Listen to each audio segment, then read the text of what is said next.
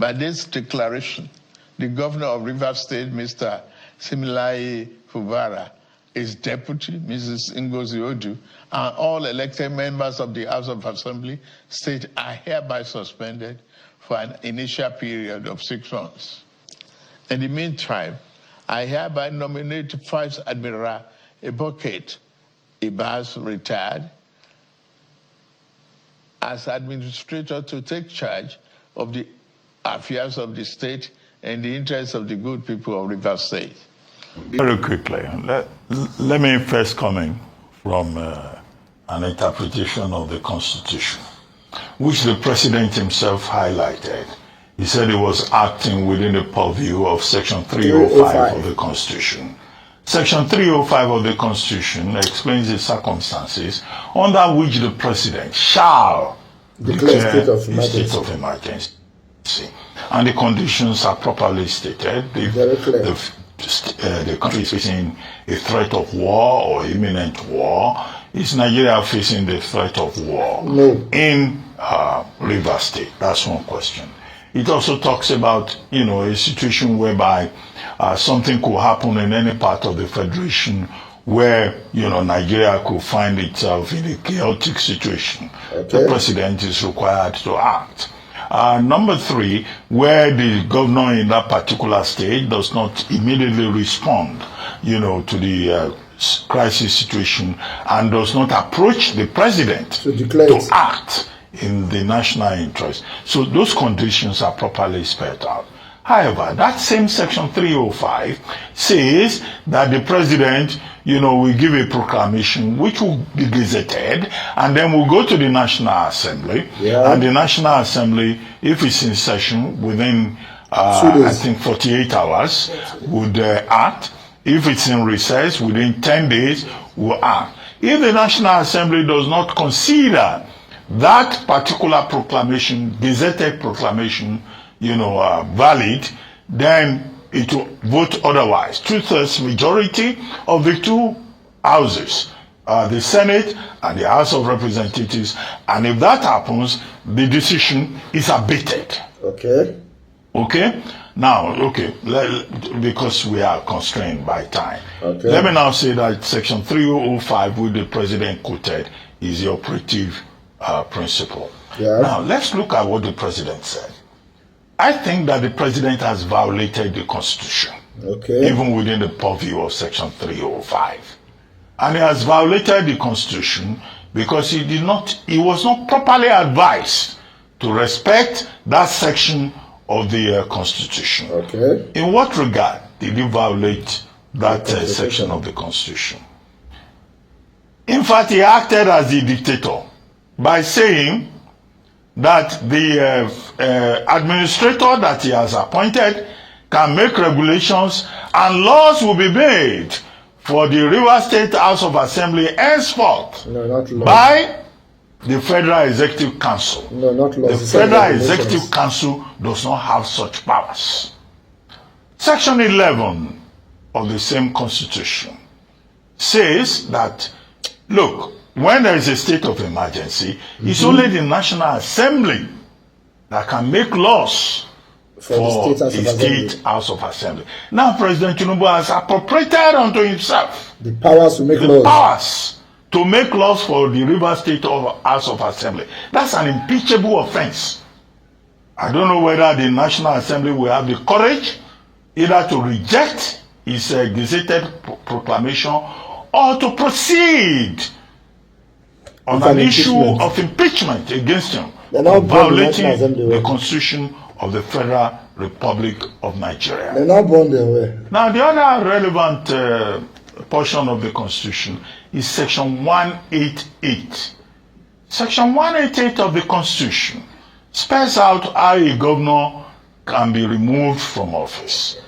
A governor cannot be removed from office by the proclamation of the President of Nigeria. It can only be removed if there is gross misconduct, as put as an allegation by the House of Assembly, and then the CJ is advised to form a panel of reasonable people, people of distinguished qualities in the state. And if that panel now decides within the purview of Section 188 that those allegations are wrong, that puts an end to that process. The president has not followed that. He has acted unilaterally. Section 1, subsection 2 of the same constitution says that this country called Nigeria cannot be governed except by the provisions of the constitution.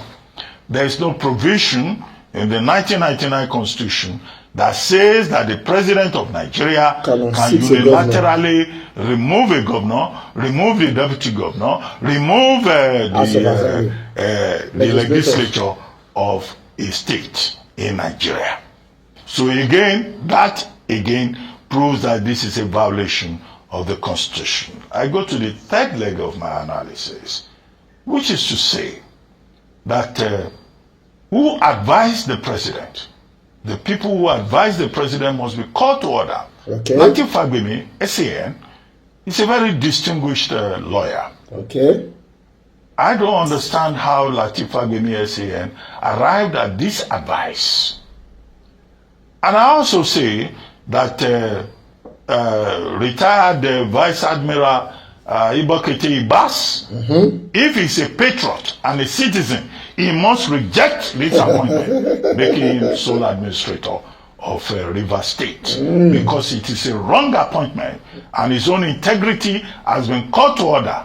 Whatever may be the motivations, he must act as a citizen and issue a statement forthwith to say that he will not be party to the violation of the constitution. Yes. Now, what argument are they putting up? It has been said that, Obasanjo did this when he was president. After all, he removed Dari in Plateau, he removed Fayose in Ekiti. Look, at that time, Akinolu Jimi, SAN, who was Attorney General, was relying, I think, on the 1960 Constitution. Why? The explanation that he offered, that the 1960 Constitution and the emergency, the Declaration of State Emergency Act of 1961 allowed the federal government to remove a governor or remove a legislature. Was it now, it was wrong. Constitution? Because at the time he was making that statement, with due respect, the operative law in Nigeria was the 1999 Constitution. Either the it was the 1999 Constitution. So Akinolu Jimi saying it was 1960 Constitution, 1961 Declaration of Emergency Act was just using political expediency to justify the illegality that President Obasanjo engaged in. Okay. And people who are quoting the Obasanjo president must realize that an armed robber cannot say that because one armed robber got away with it, so you also have a right to commit armed robbery. That is wrong. The second point that I would like to make, again with due respect, is that people have been referring to the Jonathan period, that Jonathan declared state of emergency in about 3 states of the Federation, Adamawa, and Yobe. I think Yobe. Now, that argument has been settled by Mohammed Bello Aduke, who was Attorney General of that time, in his book, The Burden of Service. I don't remember the specific pages. Okay. But as a reviewer of that book, I reviewed that book on the back page of this. I recall that Mohammed Aduke argued that there is nowhere in the Constitution that the president is empowered, that's 1979, 1999 Constitution, that the governor is, the president is empowered to remove a sitting governor or remove a sitting House of Assembly.